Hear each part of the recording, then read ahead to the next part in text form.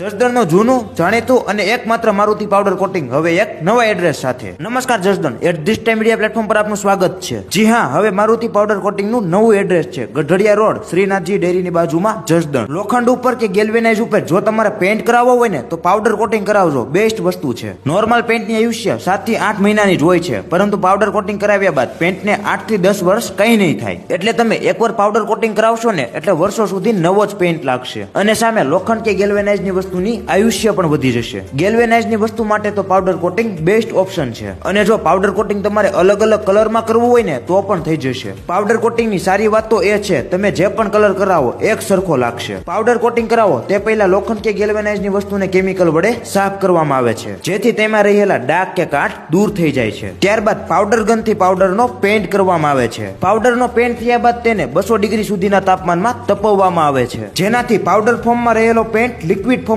બદલી જાય. આ 200 ડિગ્રી સુધીના તાપમાનમાં તપવ્યા બાદ પેન્ટનું આયુષ્ય પણ વધી જાય છે. જો તમારે ગ્રીલ, બારી, ફ્રેમ, દરવાજા, ઝૂલા કે કોઈ પણ વસ્તુ પર પાવડર કોટિંગ કરાવવું હોય ને તો એકવાર મારુતિ પાવડર કોટિંગમાં અવશ્ય પહોંચી જજો. અને જો વધારે માહિતી મેળવવી હોય તો ઉપર આપેલા નંબર પર સંપર્ક કરી લેજો.